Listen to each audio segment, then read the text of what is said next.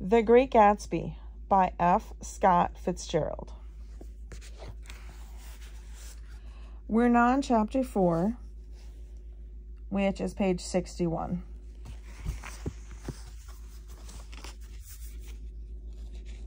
On Sunday morning, while church bells rang in the villages along shore, the world and its mistress returned to Gatsby's house and twinkled hilariously on his lawn. "He's a bootlegger," said the young ladies, moving somewhere between his cocktails and his flowers. "One time he killed a man who had found out that he was nephew to von Hindenburg and second cousin to the devil. Reach me a rose, honey, and pour me a last drop into that there crystal glass. Once I wrote down on the empty spaces of a timetable the names of those who came to Gatsby's house that summer. It is an old timetable now, disintegrating in its folds, and headed, 'This schedule in effect July 5th, 1922. But I can still read the gray names, and they will give you a better impression than my generalities of those who accepted Gatsby's hospitality and paid him the subtle tribute of knowing nothing whatever about him.' From East Egg then came the Chester Beckers and the Leaches, and a man named Bunsen, whom I knew at Yale, and Dr. Webster Civet, who was drowned last summer up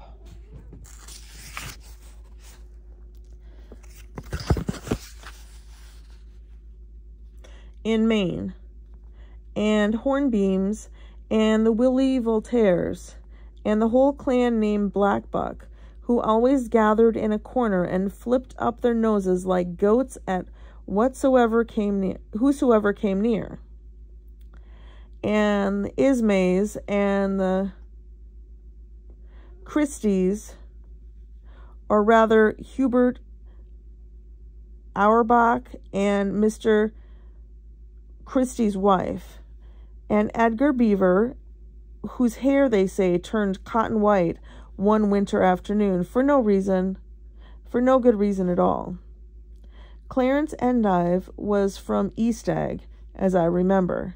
He came only once in white knickerbockers and had a fight with a bum named Eddie in the garden. From farther out on the island came the Cheadles and the O.R.P. Schraders, and the Stonewall Jackson Abrams of Georgia, and the Fishguards, and the Ripley Snells.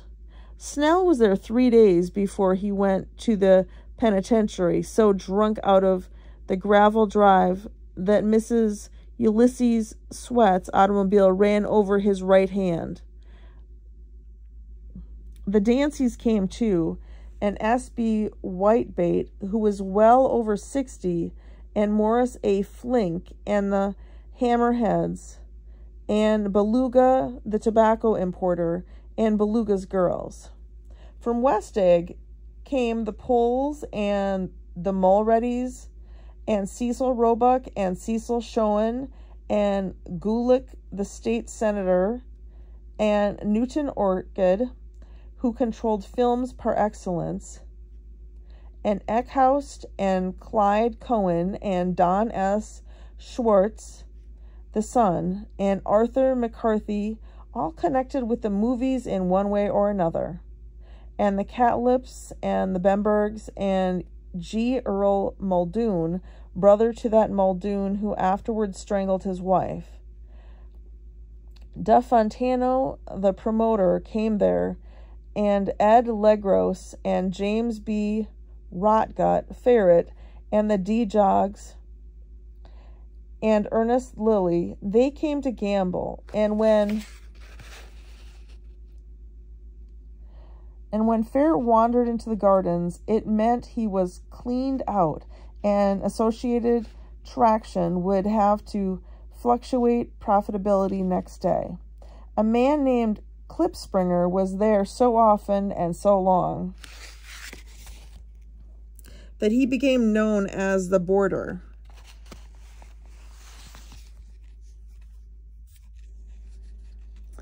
I doubt if he had any other home. Of theatrical people, there were Gus Ways and Horace O'Donovan and Lester Meyer and George Duckweed and Francis Bull. Also from New York were the Cromes and the Bacchusons and the Denekers and Russell Beatty and the Corrigans and the Kelleher's and the Dewars and the Scullys and S.W. Belcher and the Smirks and the Young Quins, divorced now, and Harry L. Palmetto, who killed himself by jumping in front of a subway train in Times Square.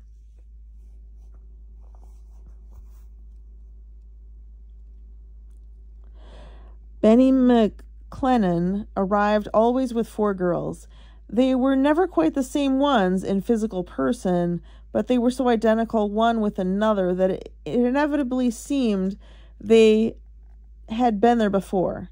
I have forgotten their names. Jacqueline, I think, or else Consuela, or Gloria, or Judy, or June, and their last names were either the melodious names of flowers and months, or the sterner ones of the great American capitalists, whose cousins, if pressed, they would confess themselves to be.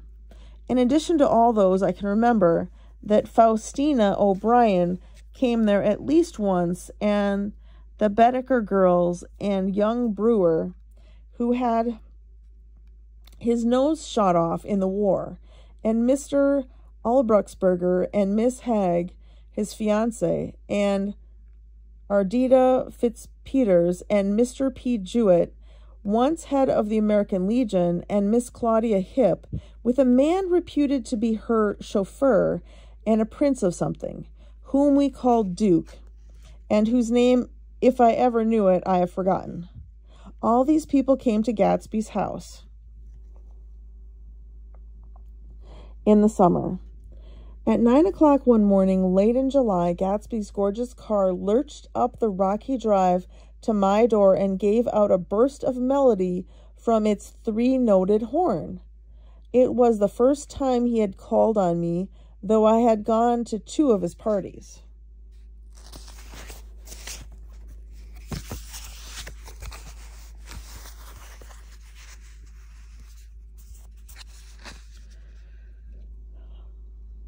Mounted on his hydroplane, and at his urgent invitation, made frequent use of his beach. "Good morning, old sport.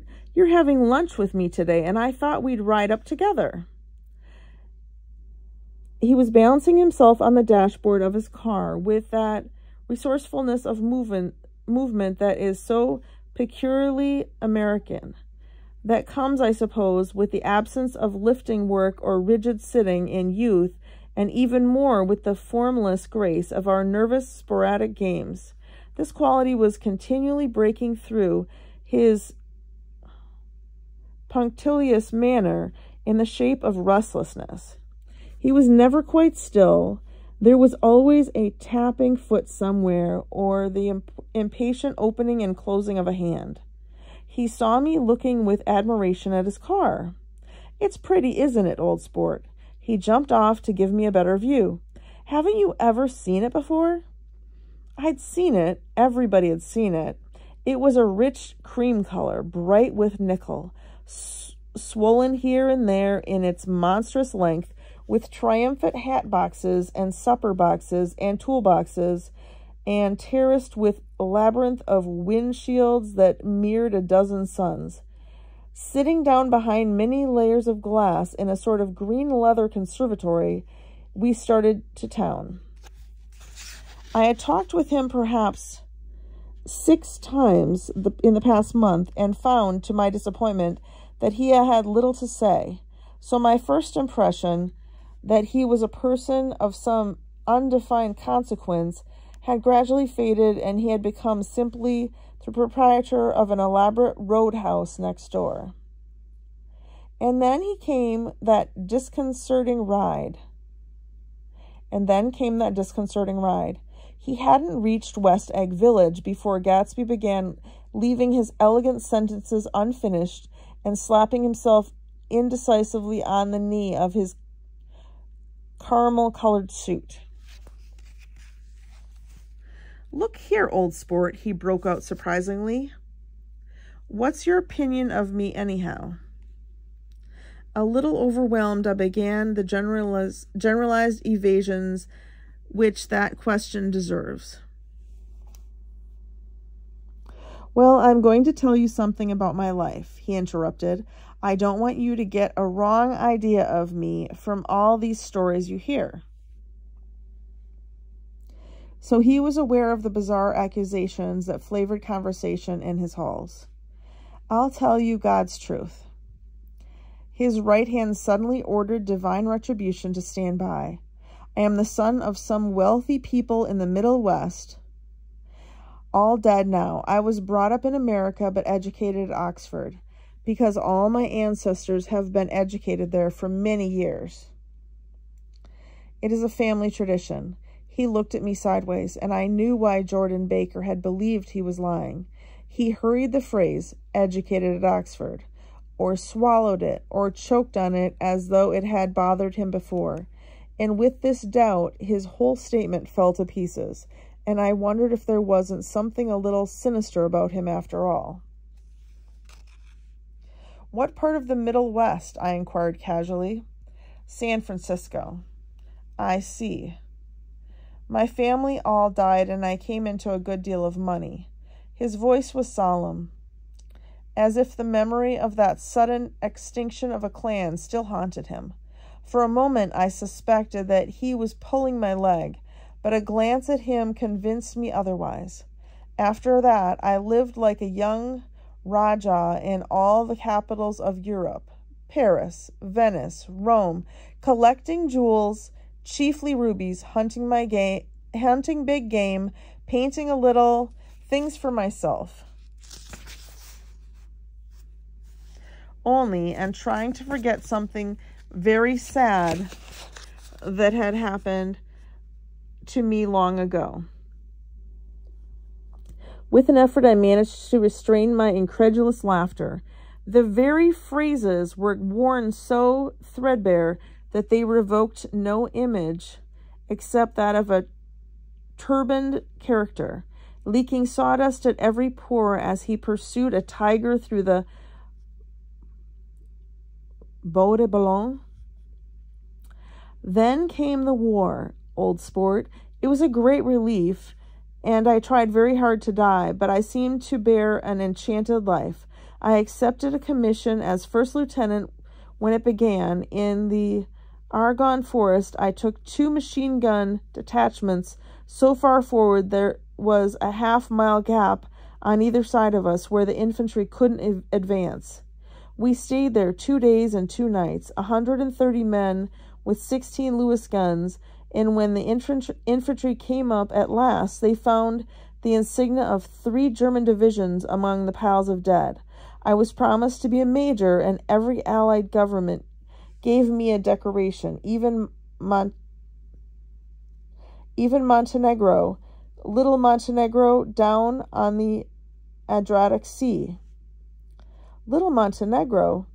He lifted up the words and nodded at them with a smile.